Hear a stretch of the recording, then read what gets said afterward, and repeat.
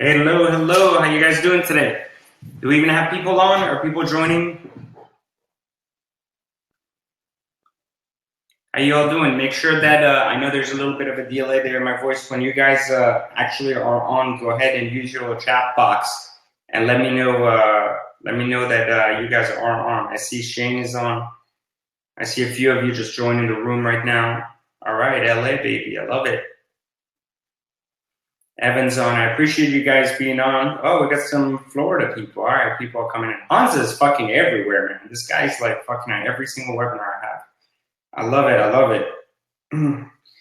What's up, guys? I see a lot of you are joining, so we're still going to give everybody a minute, and then we're going to cover this very quick and simple and effective webinar on how you need to be rethinking about sales. I really want to allow everybody a second to come on. This is a universal webinar. No matter where in the world you are, no matter what the fuck you sell, you should be able to sell better as a result of what you're going to learn today. I need you to start rethinking the way you sell. So I appreciate you guys coming on. We'll give everybody an extra minute or two to join. I don't want to disqualify people who have shown up on time from getting started on time and finishing on time. I see we have a diverse group of people from all over the world. We got Venezuela, we got Canada, we got all over the US. I'm glad you guys are on, and I appreciate you guys joining me this evening. So, hey, real quick, what industry are you guys in? Like, can you guys share with me, like, what industries you're covering? Like, I know where you guys are from, but I'm saying what type of business specifically. And Michael, you're so fucking wrong, man. We are live, buddy. And so, don't call me out on shit if you don't know what's going on. So, all right. So, Forged Wheels, coffee, music, e-commerce, resident real estate. I love it. Okay, so a lot of variety. I love it. Okay, firearm. Okay, concrete, e-commerce, music, real estate again. Okay. So when you guys say real estate, just amuse me for a second. Are you talking about like selling homes, or are we talking about investing in real estate? Age management. What the fuck is age management? Okay, internet, investing in insurance. Okay, that's going to be helpful to you. Brokerage and investments. Oh, the Greg Mercer. Okay, I appreciate you saying that, Zach. Selling is a question. Engineering consultant, web dev, digital marketer, retail, cybersecurity, social media marketing. Okay, all right, I love it, guys. I love it. I appreciate you guys sharing with me a little bit about what you guys do. It's important for me to kind of understand. So when I use examples, hopefully I'll be able to use examples that are leverageable for you guys. Greg, I will try, my friend, but if you haven't been on one of my webinars, man, like I am very, very unfiltered. It's very hard for me to change the way I speak, but I will try just for you, buddy. Nick sells headphones. Okay, cool. So lots of very cool different industries you guys are in. I appreciate you guys being on tonight. We are going to cover how anyone can be great at sales. I should even say how anyone can be better at sales, because I think the content of this webinar is more focused around helping you understand sales rather than helping you by just teaching you what to do in sales. Everybody comes from very different backgrounds. It's very difficult to tell you exactly what to do in sales, knowing that you guys are selling to different people at different times in different manners. So, the point of this webinar is you can learn how to sell anything to anyone by understanding the psychology of sale, even if you have no prior experience. And so we're going to be talking specifically about selling, sales cycles, cold calling, and some of that stuff. And I'll try to keep it within the hour so that way it's going to be straight to the point. Now, real quick, for those of you that do know me, obviously, I'm the guy that founded Secret Entourage, the platform that brought you here to begin with. Just so you know, the particular this particular platform was founded about 7 years ago, and we focused a lot on bringing you actionable advice and content. The point of this was that we didn't want to create just more content out there on the same topics. We wanted to give you the shortcuts to those topics, so like just the stuff you needed to know. And so, I've been leading this platform for quite some time, and we've been constantly pushing the envelope of bringing you better and better education forward. And so, tonight I'm going to use a lot of this experience I've had in the past, especially in sales, to kind of hopefully help most of you understand sales a lot better. Now, for everyone that does know me personally, you know that my actual business background does not come from just Secret Entourage. I originally, my first kind of like big job was, you know, I ran a remodeling company as a director of it from 16 to 18, and then moved on to being a young bank manager at the age of 18 and an executive vice president in a bank by the age of 23. Where I've created a lot of sales models for a lot of different banks and a lot of different individuals in different positions, as well as training and customer service models. I've built 2 offline businesses, one of which is my bigger one called VIP Motoring, that can be found at vipmotoring.net, and that one has revenues in excess of 40 million.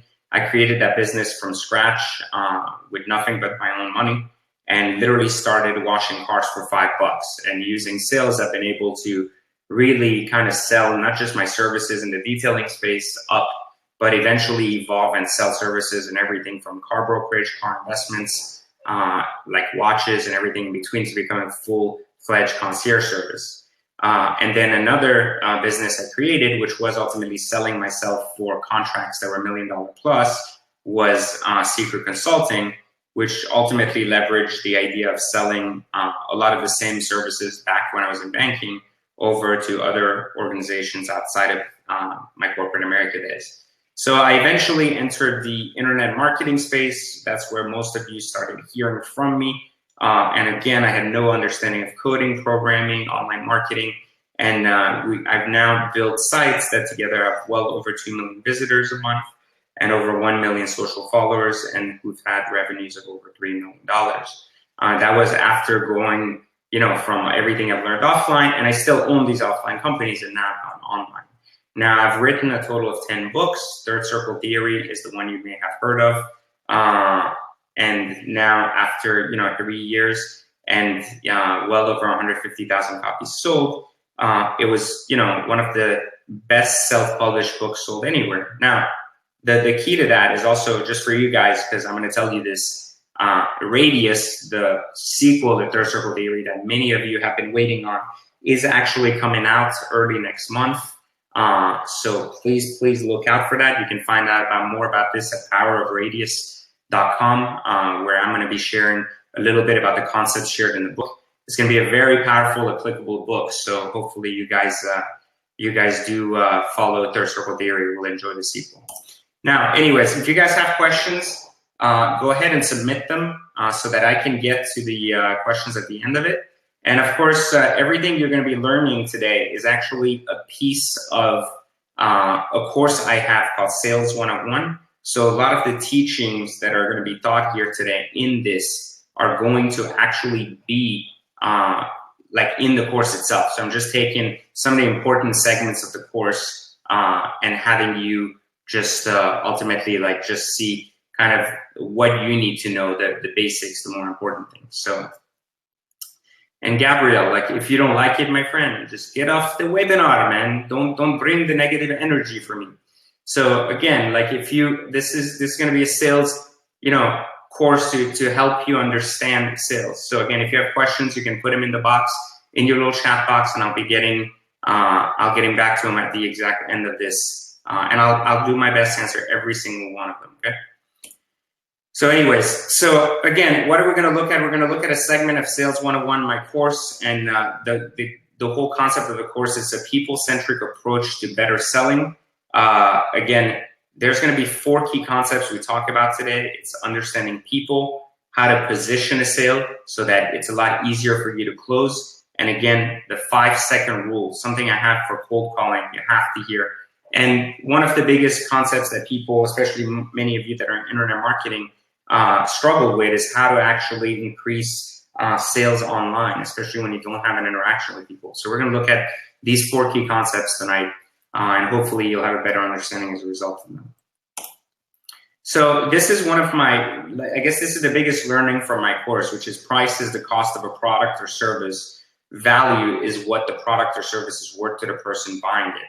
Without correct positioning, value is nothing more than an inflated price. I'm sure you guys have seen places that show you like, you know, it's $12,000 for this program, and then it's crossed off and it says like $250 today only, right? You've seen that, right? And so, you know, one of the things that's important to understand about value is that if you don't position what value is, then you're only assuming that people understand the value. They understand what you deem to be the value of what you're selling. And so, you know, what you typically don't understand is that by inflating the price and then crossing it off and saying that it's cheaper, it does not automatically increase the value to someone. It just gives them the idea that it had an inflated price and now you've cut it back down. So it's important to always position, meaning you are positioning the actual price so that people understand what that value is to them. And so we're going to talk a little bit about price and value tonight, but I just want you to try to, again, I'm going to repeat this. Price is the cost of what a product or service is. Value is what the product or service is worth to the person buying it. So there's a different definition of value, again, depending on who is looking at what, because different things are worth different amounts to different people. A certain car maybe have a price to it, but what it's worth to the person buying it is very different. One person may want a cheaper price because they're looking for a cheaper just alternative, and someone is exactly looking for that product. So they believe in the value and are willing to pay top dollar for it. So again, the same exact item holds very different perspectives on value to the people that may seek to buy it. Now, the purpose of this training is, again, being good at selling something you're familiar with and understanding there's a difference between understanding the entire sales cycle as a whole. So I hope you guys are able to do that by the end of this training. Now, again, we're going to go into the first lesson, which is the value without context is pointless, and the whole key is to understand people. Many times in selling, like this is something that it used to happen all the time during my corporate America career. And it was a lot of my bankers that worked for me, the guys that were selling investments, that were selling accounts and everything else. They really, really didn't understand how to sell anything when I first met them. And what they would do is they would focus so much on telling about themselves, right? Like, meaning they would like literally pitch everything. Like, I have the best this, I am the best that, I do this, I do this, I do this, I do that. And so what ends up happening is when people got, when people were sitting down with my sales guys, they were completely getting overwhelmed with someone just telling them about everything they do. And ultimately, they seemed like all they were doing is pitching, pitching, pitching, and hoping that by talking to 100 people, 2 people would buy their products because they would fall for it. The reality is what they weren't understanding is that the value that is created based on understanding the person in front of you and what is valuable to them. And the way we do that is obviously by listening. So, you know, by asking proper questions and listening to the answers our customers are giving us, the answers that our actual prospects are giving us. And so one of the main things I always say in sales is that if you're the one that is always the one talking, like meaning if you are the one that is talking the most during a sales interaction, then that's your first sign right there that you're not understanding and you're not going to be able to understand the person in front of you because you're talking more than they are. So the trust that is created is ultimately by being a good listener and understanding that the connection that happens between you and that person is because that person has shared with you something about their life and you're able to relate to it. And so people find trust in the idea of relatability. So if you create, like, let's say someone tells you, I'm sure you've seen this, and this happens a lot in sales, is, you know, automatically someone in sales that is in a sales position sees you wearing a t-shirt or sees you wearing a jersey and immediately starts talking about how they love that team too. That's their failed opportunity or ability to try to create that trust through commonality. But the reality is that really doesn't work these days, especially because there is no previous positioning or listening to the person. So when you randomly walk up and make a comment about someone's shoes or shirt or anything that, you know, is relatable to you, even because they have a similar car, whatever, it does not create trust. It is only through the conversation that element can come out and ultimately the trust can be fortified. And so, you know, the relationship is ultimately with any single customer is broken down to these 3 concepts. Are you listening enough? Did you create a personal connection through that conversation that enables trust? And does the person have confidence in your ability to address their needs and their wants? So it's really important to understand that if you have a conversation and these three elements, again, are not there, the positioning of value becomes very, very difficult. Now, let's look at the three pillars that allow a certain individual, the person sitting in front of you, to make a purchasing decision. Most people fall into three categories. And based on the three categories, there's a stronger sense and there's a stronger emphasis on the word value.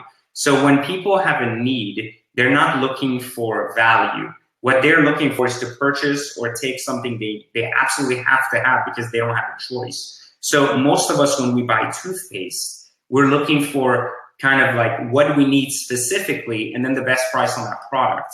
Like, we are not really spending a lot of time trying to decipher, which toothpaste we want, but rather we look at the one we need, we put in our cart and we move on. The decision is very simple. And again, it's usually price-based because it's not about value.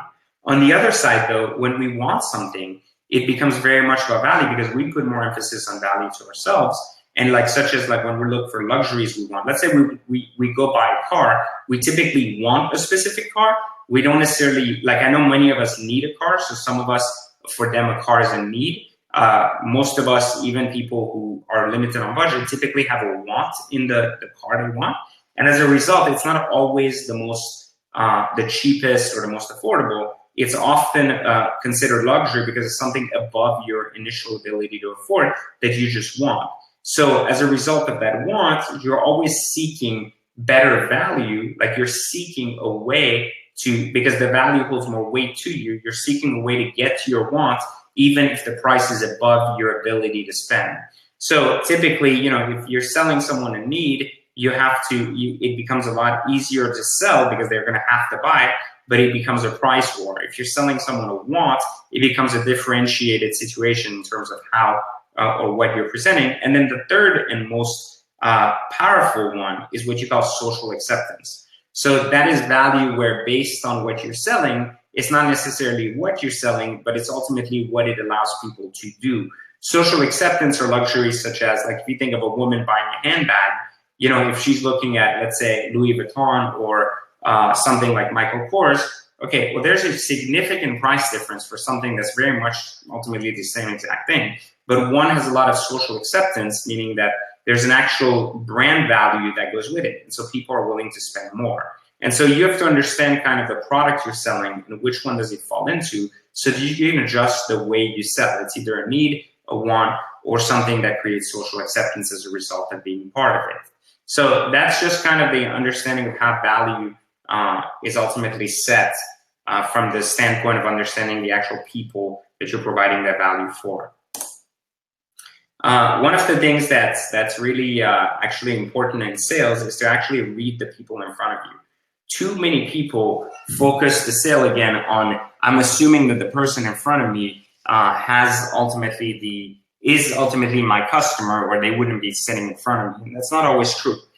Reading the signs about people is no different, and I mean no different than when you go to a bar, for example, and you pick up somebody. You have to be able to really identify the signs. You have to identify the signs specifically of how people behave in different parts. So a very, very simple way to do that is, let's give an example of if you go to a bar. You go to a bar, and if you look and pay attention to the bartender that's extremely hot across the bar, right? If you pay attention to the signs, you'll see that almost 9 out of 10 people are actually hitting on that bartender the exact same way, through the same conversation, doing the same exact thing. So you can actually identify, by looking at her behavior towards people, when she actually has interest and she doesn't. And you can actually identify what she has interest in based on what you're observing. Now, you can take that even further by actually paying attention before you actually approach her on everything from the way she's dressed to the actual way she does her hair, to the way she holds, even the way her cell phone's on her waist, the type of shoes she's wearing. Everything that a person does, wear, or act like says something about them. And you can start having actual patterns and identifying things in your customers the same way. If you look at the way a customer, for example, or what a customer drives, for example, and you look at the type of handbag they have, you can usually see the customers that have the same cars, the same handbags, and ultimately do or are of the same, let's say, or wear the same nail color. Females that do that typically have the same interest or behave the same way. So ultimately, it's really very easy once you identify a second or third person that does the same thing to understand how you sold the first person on it and sell them the exact same way again. So one of the things people tend to not do in the art of sales is they don't pay attention to who's in front of them, and they don't pay attention to anything that's happening ultimately in front of them, because they're so, again, focused on pitching the person rather than listening to them. And so, I always say it comes down to your awareness, understanding the environment you're actually in, but also having the self-awareness and understanding of how the environment reacts to you. Like a bad salesperson look at it this way. If you're a customer and you walk in a dealership, obviously salespeople know that you're a customer and they know that they have strategies and psychologists selling on cars. But good salespeople, really good salespeople, also understand that you may actually have knowledge. You may actually have knowledge of how a dealership works. And so they don't take that in consideration most times. In other words, they think that the same psychology works on everybody the same way, instead of paying attention to the idea that people also understand how their psychology works. And so by understanding as a salesperson, not just what you are going to do to manipulate your environment, but also understanding how people are going to react based on their predetermined notion of the environment, then enables you to bypass or fast forward what it is that you want to do. So again, there's obvious symbols like closes and accessories, but you also have hygiene, behavior, the actions that the person's taking, the hand gestures, etc. And of course, the expected stereotypes, which in most cases are true. So we talked earlier about the importance of positioning, right? Like it's so much easier to position everything up front rather than just turn everything last minute into pushing a sale and trying to get people to ultimately make a purchase with you. I always say that if you're struggling to close a deal, it's typically because you haven't spent enough time positioning the deal to begin with. And so it's super important that you actually focus all your efforts early on positioning all the things we talked about by listening, like value and everything else. And ultimately, you're able to take what people had a need for. People usually come to you when they're walking into your business, go to your store. They typically have a need for something because they believe they have a need for it. But can you turn that into a want? Because if you are ultimately addressing people's needs, then remember, you are there to ultimately adhere to their budgets. But when you're able to turn their needs into a want, then you're able to get them to elevate their budget and open their wallets even more. So, people are always more receptive to wants than their little needs. And so if you actually position the value towards the wants, not the needs, then you can ultimately get someone to open their wallet even further.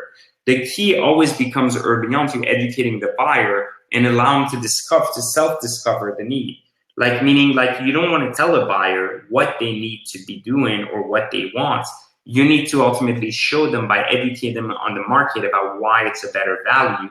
And therefore, that is why they should want that product over this one. Someone may think they have a need, but you make them want the options that are available in the higher package of the car, if that makes any sense. So if you're looking at generic sales for anything, they may, again, think they have a need for, let's say, a roof on, if many of you are in a remodeling space or anything like that, think about it this way. If someone has I was selling roofs and siding, for a long time when I was a kid. And so people may think they have a need for a roof or windows because it's broken. But if you can make them want the better model windows because they're going to save them energy and they're going to provide them a nicer look on their roof, whatever it is, then you get them to have a more open mind to opening their wallets further. But you don't want to tell someone that they need to have better windows or roof on their home. You want to get them to the place where they want the better option, even though they understand they had a need to begin with. So people ultimately end up buying what they perceive to be the value. And again, the value is subjective, like I said earlier, to someone's perspective. A car collector buying a 911 Turbo looks at the same car very differently than a regular person buying a 911 Turbo. So it's like two completely different mentalities looking at the exact same product in a very unique fashion. So what you are doing is ultimately helping, like think about it this way, you're ultimately creating that value so that it's perceived by anybody looking at it that it's worth what it is you're charging for it. Hopefully that makes sense. So now, how do you actually do that, right? Like how can you actually get that? So the process itself is both formal and informal, and it's really simple. You position the conversation to always address the initial need. The initial need is important because someone originally walked in to talk to you about that. So you don't want to go ahead and start cross-selling and upselling things to people that really haven't expressed or shown you that their original need has been met. So when I'll give you an example from me back in the banking days, it was the same thing when I was training people. When people walked in because they wanted to talk about, opening a new checking account, we wouldn't sell them on the idea of doing, investments and things like that when they didn't even express anything about investments, right? The original need for which they were in is to open a checking account. So true conversations about their checking account are very open-ended. Open-ended questions simply means that they are not questions that have yes or no answers. By asking questions that require conversation, such as tell me more about what it is you look for in a checking account. That doesn't have a yes or no answer. But ultimately having people be able to express true conversation, people love to talk about themselves like we talked about. So people would give up information about their need to go into, for example, like convenience of online banking and having multiple accounts connected. But yet remember, they only came in for one account, right? That was their need. So again, your job at that point is to listen. Again, the listening part is the key. And then to ask questions to uncover further needs. Now, the way we do that is really, really, really simple. When you have people that are giving you, open-ended questions, then you can ultimately ask any type of questions so that you understand better what their true needs are, not what their perceived need is. People come in thinking they need just a basic, simple checking account, and they think it needs to be free. That's what a person knows, for example, in a banking pattern. But what they're saying is not that they would like a free account that has no minimum balance, no options, and nothing else to it. They just don't feel like they should have to pay a fee for that account. That's their initial need. Now, there's many ways and many accounts, many premium accounts, upgraded accounts that do not also have fees if they carry certain balances, have investments with you, have credit lines with you, and things of the sort. So at that point, asking the additional questions enables you to uncover other things they have that could still meet that initial need. And so there is kind of like the start of the value creation. Now, what happens though is that by understanding their true need, not the one they originally came in for, but the real need that they have, you're able to understand that price equal cost and value is what it's worth to them. So you have to end up getting them to start positioning the value early on in the conversation about the value, for example, in this particular conversation we're talking about, the value of the relationship with the bank, the value that exceeds well past the idea of just having a free account, and why that's super important.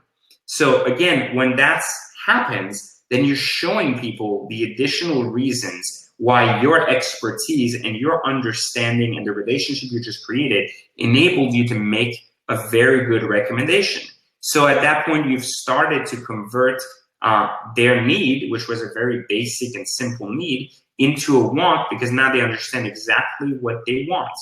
And so that's what ends up happening. Now, the piece that you're positioning the close because you understand what they want, and the part that most people forget to do because they're afraid is to actually ask for the sale. So like Mr. Smith, based on everything we've covered here today, I would love the opportunity to set up your account here today right now in order to have you take full advantage of everything we've talked about here in our relationship conversation.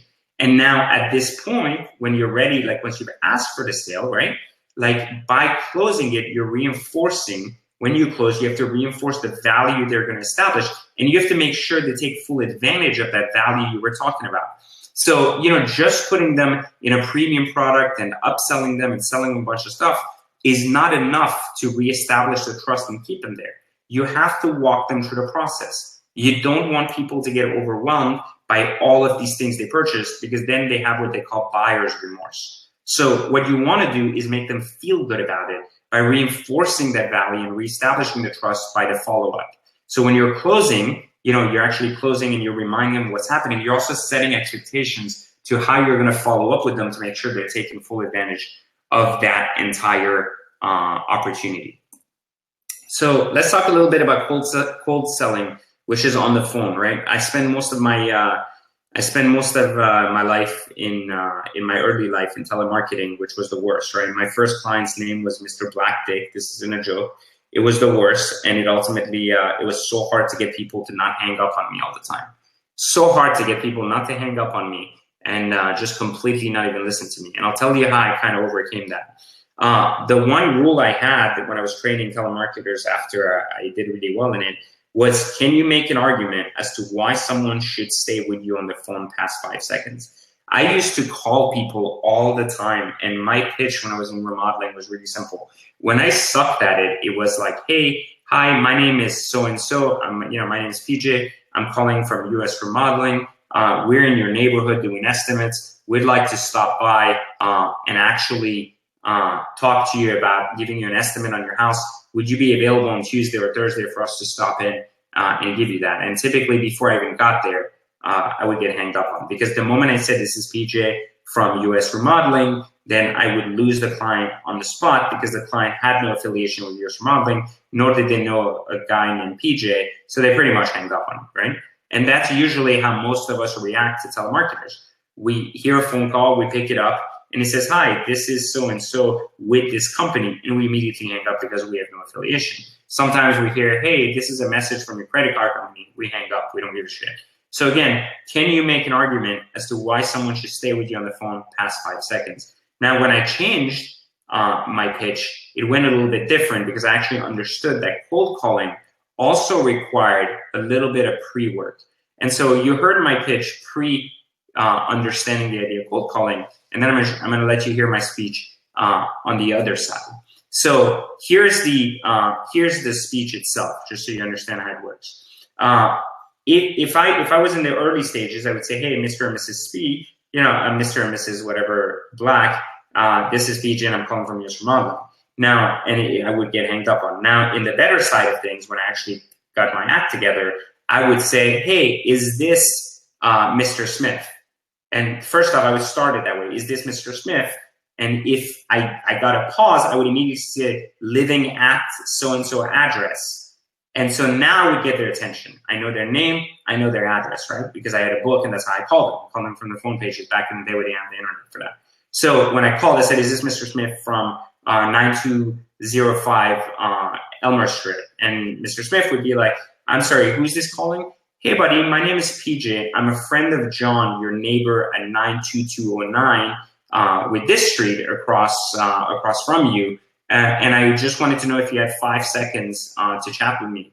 And at that point, I have their interest, right? Because now, wait, I know their neighbor, and then B, I know their address, and I also know who they are. So now I have their interest to not hang up on me immediately, okay? So when you catch the interest, you have the interest of someone not immediately hanging up on you. Now comes the idea of why or how I changed my pitch from, hey, we're in your area giving estimates, to something a little bit different.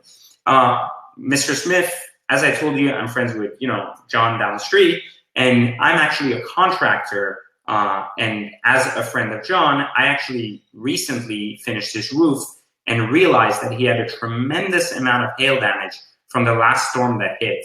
And I was wondering if you actually had someone that had taken a look at your particular roof, because I was able to get John ultimately to get his insurance to cough up his entire roof and ultimately upgrade other components of his house too. I was wondering if you had anyone that had already taken a look to see if your roof was actually structurally damaged previously from the previous storm. So now I've actually been able to bring a little bit more of interest about, hey, there's something relevant that happened to your neighbor that's happening to you too, that ultimately you could be suffering from, right? So when a person didn't know they had a need for a roof, I've ultimately made them question if they need a roof. And then I've created a sense of, a small sense of trust by telling them that I know their neighbor. And that ultimately telling them that I was able to do something for them at no cost, right? And then I'm able to turn that around and ask for the opportunity to at least show up at their house. Now, when I do that, I do so not by saying, hey, when is a good time for me to stop by and check out your roof? But rather, I'll be back in the neighborhood hanging out with John on Tuesday. I want to know if you have a few minutes for me to stop over and take a look at your roof. And if not, I may also be there Wednesday, but I'm not sure right now.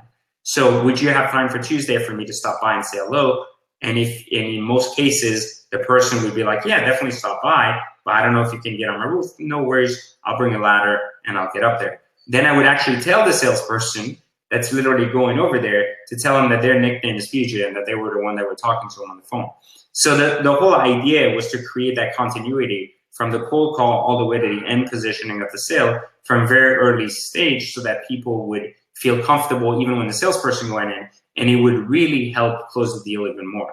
So again, remember that most people don't like being sold to. So if there's no connection, there's a terrible introduction, you're not learning how to pronounce their name, most of them are going to hang up with you before you even call them, or they're going to delete your email, right?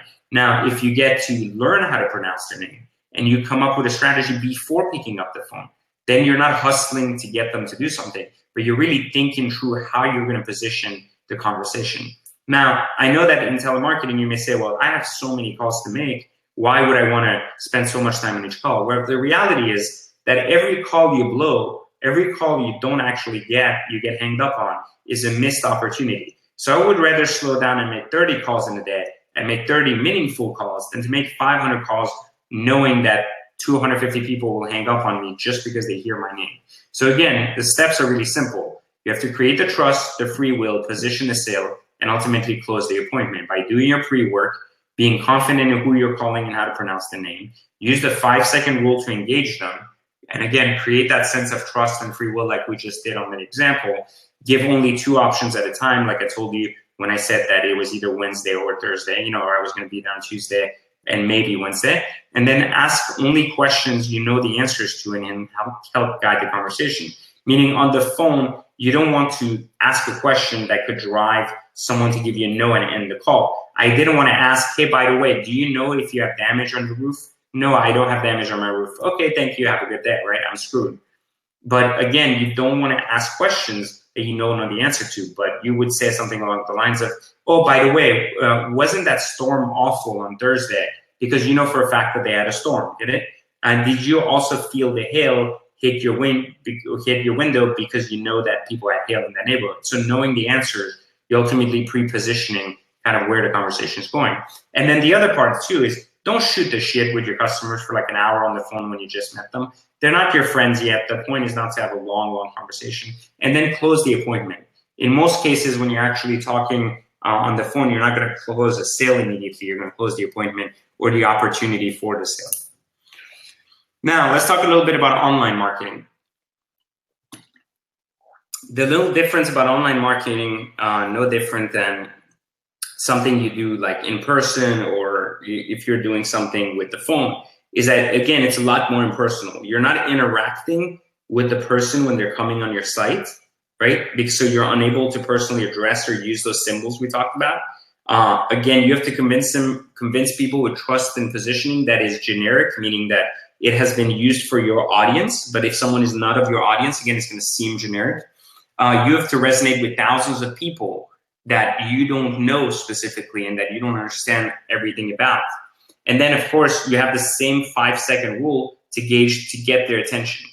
And so all of this comes down to, have you done your pre-work and do you understand who your customer is and who is going to actually be able to be closed on your site. So again, the pre-work, the 5-second rule, the resonating with people, the trust and the symbols are all part of the online process too, but it just looks a little bit different. So some of the things you can do to build that trust and to help this is ultimately some of these very simple things you can do before you even get to the copy of your site or anything else. These are some of the things you can do to create value and trust up front. From a business standpoint, you can show that you have the support mechanism available to back up any purchase or fault.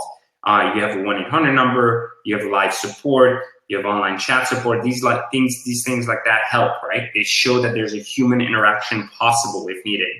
On the branding side, you actually show that, it's trusted by other people. And that's the key. Like one of the things people do is they like putting large company logos on their sites. And I like to put really better testimonials and endorsement of people that have done that on their social channels. I like that because it shows that, hey, people like me that I can actually look up, have left the testimonial on this site. And I think that holds more weight than saying I have Citibank as a customer, because anybody can put the Citibank logo on their website. So, and then the process is just helping people understand that doing business with you will be streamlined and easy by looking at things like, having major credit card logos, PayPal, having good security on the site, and again, reinforcing the trust and the confidence in the idea that the process will not be hindered. Now, I don't have time to get into copywriting for sites and how to create good copy, but what I will tell you is that these very small tweaks right there will help your conversion significantly, not even because from an internet marketing standpoint, but just from a business standpoint. People like to feel secure, and they like to feel like they're buying from people that are going to deliver what it is they're buying, especially because they don't have an opportunity to meet with you, they don't have an opportunity to hear from you, they don't have an opportunity to ask you questions specifically and directly. And so in order for them to do business, these things are going to help process or move that process forward a lot easier. So some final thoughts about selling in general before I take your questions, guys. So again, if you have questions, go ahead and put them in the box. Some really important things here to consider. Again, it's very important to know your audience and your clients before anything else. Too many people want to sell everything to everybody. So it's really the wrong way to look at selling. You have to sell the right person, the right product or service. And so think about it that way. Like, how can you identify your audience? How can you listen to your audience? How can you actually pay attention to your customers and learn about them? People buy from those they trust. Trust is created through conversation. Trust is created through great relationship building. And ultimately, as a result of that trust, they're purchasing value and no longer price. When people come to me for VIP motoring and they ultimately are willing to pay me 20% more than what most people charge to broker them a car, they do that because of the relationship I have with them. They're not doing that because they think like the price is there and it just makes sense. They're doing that because they're saying, okay, the relationship I have with this man allows me to understand that my transaction from A to Z will be handled. If there's an issue, he's there. And more importantly, he has always delivered exactly what he said. That peace of mind for me is worth the additional price, which to most people may not be, but to me, because I understand my concept and I've been on the other side of this, ultimately I'm understanding that I'm purchasing the value and I have confidence in what I'm purchasing. And again, people, remember, they love to buy, but people hate to be sold to. So what happens is, let's say you're in a retail store. This is a good example. When you enter a store and someone hasn't seen what you're looking at, right? Like they just come to you and say, can I help you find anything? 9 out of 10 people are typically like, no, like I don't need help. I'm going to figure it out, right? Or they may say, which section are your jeans in? Someone will point you the right direction, right? But ultimately, nobody wants someone to stand on top of them, and nobody wants to sell them stuff. Get it? Like nobody likes when someone's like, hey, you should try this, buy this, you should try that. They don't like that. Now, but people love to buy. All of us love to buy shit. It doesn't matter what it is, we just love to buy different things. So one of the key things is to make sure we're paying attention to who is about to buy what or who is interested in what, and facilitate that process for them. We don't need to convince them to buy something. We need to make it easy for them to come to the conclusion that they need it and they need it right now. And ultimately, because they need it right now means they want it. And as a result of their wanting it, they're willing to pay more for it.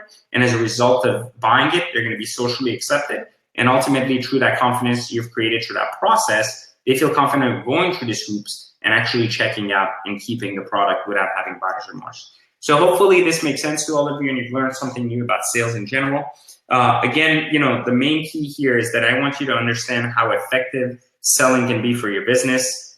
For me, when I looked 5-10 years ahead, it was so easy for me to kind of see that using sales, either selling myself as an employee of a company, either selling myself to a company to be hired, or even selling my services to people or selling my integrity to my customers, to having them invest with me. It doesn't matter what it was. It always came down to the idea of selling, positioning, and telling a story.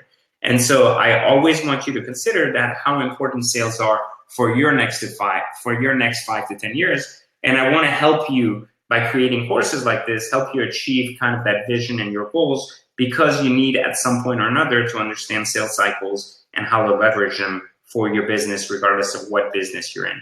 And some people will tell you, well, I never need to sell anything because I'm in a position that doesn't require selling. But that is very, very untrue. You need to sell yourself even when you go to the bar and are looking for a girlfriend or someone to hang out with. You need to sell yourself to your friends. You need to sell yourself to your boss. You need to sell yourself to your customers, even if you are in the customer's space that doesn't really require interaction with your direct end user. It does not make a difference. I'm just telling you that this is the way kind of the idea of selling works. It's everywhere and there's no escaping from it. Now, again, as a thank you for joining this training, I told you earlier that this was part of my Sales 101 course.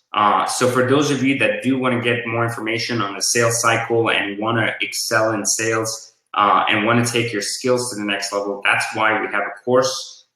Again, the Sales 101 course is a very effective shortcut to learning how to sell better. Some of the key concepts we talked about are covered a lot more in detail in the Sales 101 book and course. And so I wanted you guys to, at least for those of you that are interested in learning more about sales, things like how to convert needs to wants that we talked about, how to never worry about what price you're charging, why the idea of value is irrelevant, but perceived value matters, and how to create it. More on the 5-second rule we talked about with more examples. Understanding the big P, P being the most important factor, and we talked about that, what that P stands for in the course. Getting over your fear of rejection. This is one of the big reasons why many people fail, is they're afraid of what if people say no. Understanding how to transition online selling to offline and offline to online. How to actually analyze your customers. We talked about that very, very little tonight, but there's a lot on that topic, which is very, very important to selling.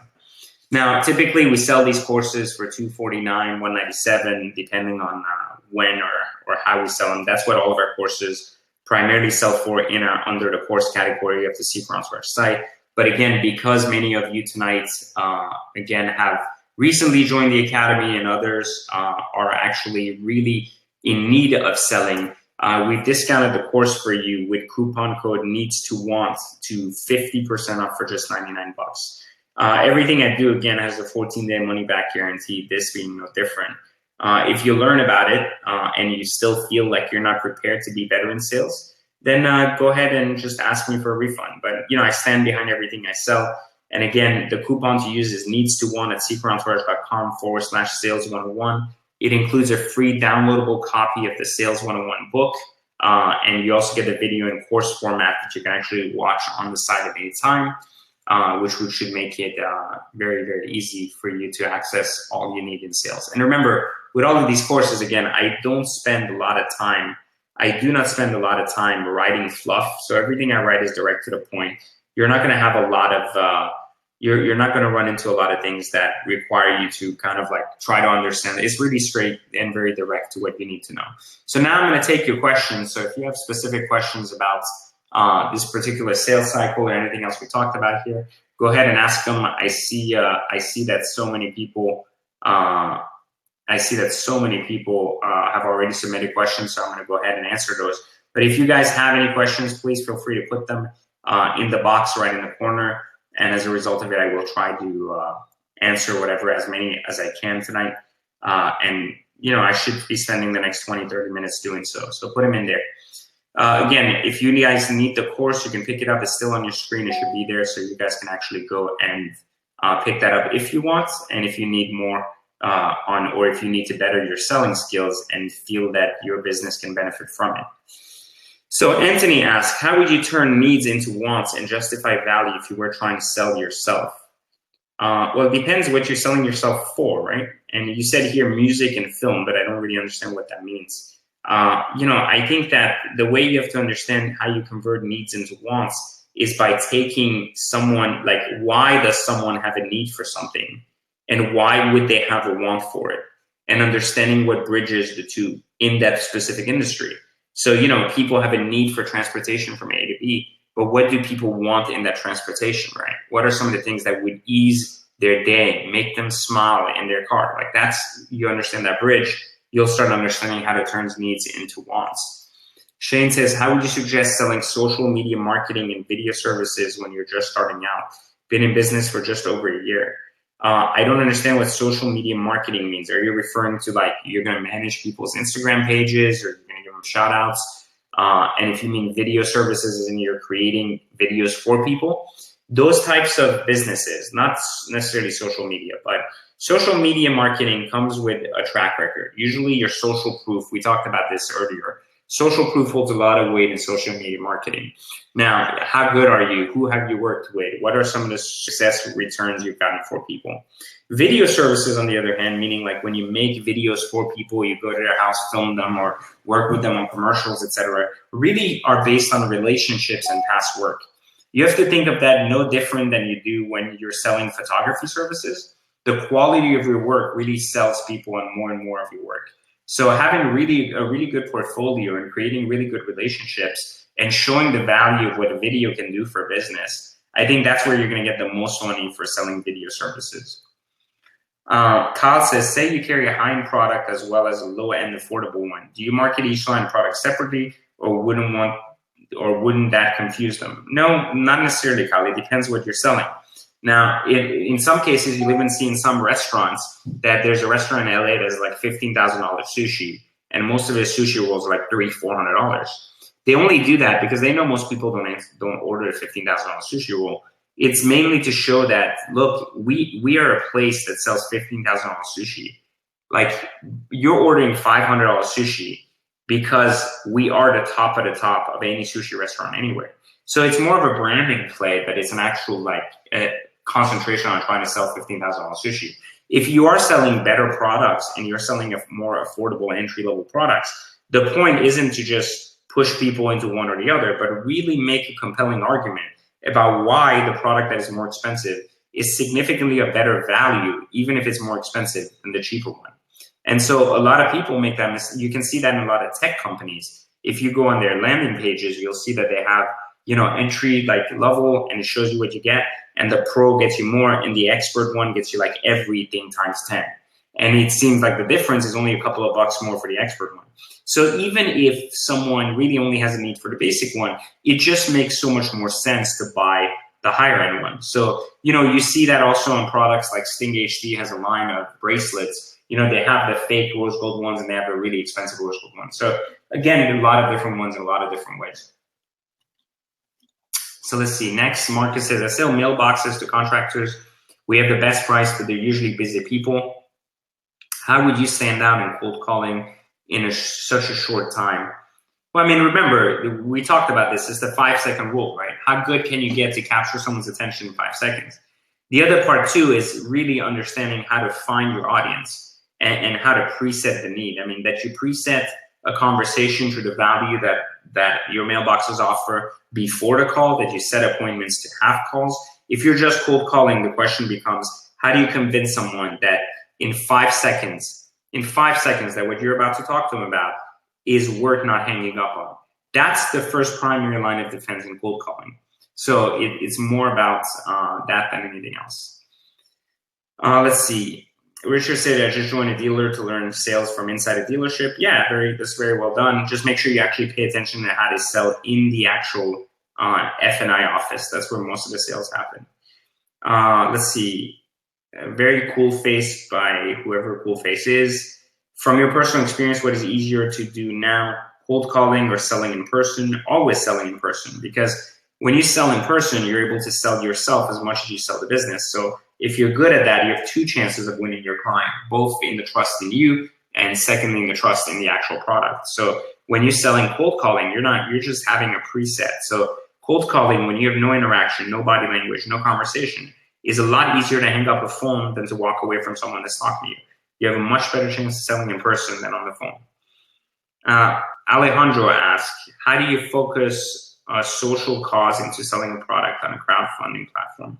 It's actually funny you said that, Alejandro. I actually interviewed a guy that builds crowdfunding campaigns that minimum do $1 million recently. So you're going to be seeing that in the Secret Entourage Academy coming up. and it's going to help you hopefully understand the crowdfunding platform really, really well. But, you know, social cause, it really depends on how legitimate and powerful your cause is to the people you're marketing to. The big mistake people make when they sell social causes to crowdfunding campaigns is that they assume that everybody who's going to buy the product has interest in the cause that's involved with the product. And that's a big mistake. So you have to sell people on the cause as much as you have to sell them on what the product or service is. And that's when the two come together and they're matching, you have a much more powerful campaign. Evan says, aside from influencer marketing, other methods of selling over Instagram. Well, you can sell over Instagram. It depends on where. I mean, Instagram doesn't do very well for direct selling. It does very well for direct capture of leads. So if you have people on your Instagram who follow you for a reason, then you got to make sure you give them a relevant reason to follow you off of Instagram, so you can create more direct conversation and don't have to wonder when you're going to be engaged with them or not. So it's very, very important to understand that with Instagram, your goal should not be to go out there and sell people directly so they buy your product, but it should be to drive people to your site, to your newsletter, or get them to exit Instagram to follow you because you've created enough of a buzz for them. If you think of it that way, you'll have a much better chance, Evan, to actually close more of your Instagram followers into sales. Ty says, is it radius.com? Thanks for the webinar. Just bought the course a few days ago. Thanks. I appreciate your support, Ty. Thanks for picking up the course. And it's powerofradius.com, not radius.com, powerofradius.com. Eric says, I have a blog site. How do you get people to buy when you don't have a presence yet? Well, again, we talked about this. There's a lot of this in the course. What are you selling? Are the people that you're targeting based on the content you're creating relevant to what you're selling? And then is the product you're selling something the market wants? And finally, do you facilitate the sale for them? Or do you just expect them to purchase because you think your product's cool and they should too? These are the ways you really want to think about it. You know, like I think too many people think of the blog as you put it up, you put some stuff for sale and then people buy. Shane says, would you say being able to sell yourself is more important than selling the brand first? Shane, it depends on where you are in the game, right? If you're very much like, if you're past the stage where people know you, then yeah, brand reinforces you more so than the other way around. So I would say if you are selling a product or service, I would get them to buy into kind of the reason why you're doing what you're doing and why it's important to you, so that it becomes important to them, and the relatability and why it's important to you ultimately becomes contagious and people make a purchase. Ross, what would be a good way to practice selling if I don't currently have a product or service? Currently an engineer for a large construction company. Well, it depends what you want to be selling, right? You can sell stuff, like I always said, one of the good practices I had when I was a kid was I used to actually sell stuff I had left over in the house that I didn't want. I used to sell it on Craigslist. I used to sell it on eBay, like stuff like that. Like whatever was left, I would try to hawk it out there and see who would want to buy. I would practice like how I write ads for stuff I have for sale. And the other things you can do too, if you want to practice, is nothing prevents you from selling someone else's product. You can become an affiliate and try to sell specifically like, let's say you become an affiliate for Secret Entourage and you want to sell the academy to people, right? You can start practicing ways you can do that. All of that experience ends up accumulating for yourself. So when you go, let's say, creating a new brush that you want to sell to people, you already understand the dynamics of how to sell and what has worked in the past and what has not worked. Let's see, Zach Little says, hey PJ, I'm currently working with a small team of 5 people who are looking to build an e-commerce business. We currently do about 10K per month off of one product that has been growing roots for the past year. However, a second launch didn't prove to be profitable at the volume price point. So, I mean, Zach, if you're doing stuff online and e-commerce, I mean, you have to test pricing. You have to test pricing. You also have to make sure that you're not duplicating exact strategies of how to sell 2 products that are different in different audiences. It's the same mistake people make when they go on social media and they post the same shit. They post to Instagram, to Facebook, from Facebook to Twitter, and the same audiences don't react. I mean, there's not the same people on the same platforms, but people don't react to the same information the same way. So what worked on Instagram is not going to work on Facebook. What worked on Facebook is not going to work on Twitter. So the point is to make sure that you're growing kind of separate funnels for each product. Eric says, I'm a recruiter for a real estate office, so I'm trying to sell my office to other salespeople. What's a good rule of thumb to use to sell other salespeople? Well, it really depends on, I think one of the best ways I used to sell salespeople is I used to watch them in action and really understand how effective they were doing what they did. Like, let's say, like I was looking for customer service people. I would go to Starbucks and watch like how Starbucks, like customer service reps, who's enthusiastic, who's engaging customers, who's naturally doing these things. And then I would look at my value proposition was never in the money, but it was in the career opportunity of working with me. So, you know, when I'm selling other salespeople or customer service people and coming and working for me, I'm selling them on the idea of where their career is going by being mentored by me. So I think it's very easy to sell people to come work for you if you have a track record and you understand what you can do for people as a result of them servicing you. So, you know, it's that give and take, right? You have to make sure that it's equal, if not greater, in what they're getting for what they're giving you if they come work for you. Zach says, do you think I should focus most of my time on doing product research to launch more profitable products, or focus selling my launch services for people who already have products they want to launch? I think you should research to launch more profitable products. I always say do before you teach. So I think there's more value in that. Richard says, what are some other books you wrote? Well, I've written Stay Poor, Broken Another Level. I've written The Art of Entrepreneurship. I've written Checkmate, 16 Rules of Leadership. And many of which can be seen at thirdcirclebook.com. At the bottom of it, there's a little category that shows you all the other books that are included with the bundle. And you'll see that Radius, the sequel to Third Circle Theory, comes out next month, and that's powerofradius.com. Zach says, I'm young and my partners my age have made more personal money on true selling services. The older partners have their primary business services running in the tech space. I feel like we can scale both our products as well, launching other people's products. I don't think that there's a question here, Zach. Miles, I make apps. Quick idea on how to stand out in a crowded marketplace. That's a generic question, my friend. I make apps there's no way to stand out in a crowded marketplace by not telling me what you do, how you do it. I mean, the way apps are sold is ultimately getting a lot of downloads, and downloads come from creative ways to create marketing pieces that drives people to go and download your game. Regardless that it's a really good ad, I would look at the way Dollar Beer Club was really selling the idea of shaving your beard. Like, they did a really good video. You can do the same thing for your apps and see if you're gaining traction. What I don't know is if I should focus only on our products until we're doing 80K per month rather than 10K, or should I use services as a way to augment our growth? I think you should focus on your products first, then you'll bring even a bigger premium for your services to augment other people's growth. Let's see. Tips for setting up a coffee subscription service. I'm not really understanding what that means, like tips for setting it up. Like, what do you need help with setting it up? I mean, coffee subscription, again, is going to be relevant to the online sales page and how you position your packages. So I think, again, a lot of the concepts shared in the book here about positioning are going to be what you want to be seeking. Let's see. I think that's about it, guys. I think we've gotten on the hour, and I think just about all of your questions have gotten answered. For those of you that have joined us late, make sure you catch the replay of this. And again, for everybody else that wants to get better at sales, head up to secretentourage.com/sales101, and you'll be able to get as much value as you can from our very condensed but effective course on selling. So thanks again, guys, for joining us tonight. Best of luck to all of you on your selling strategies while growing your businesses, and I'll catch you guys next time.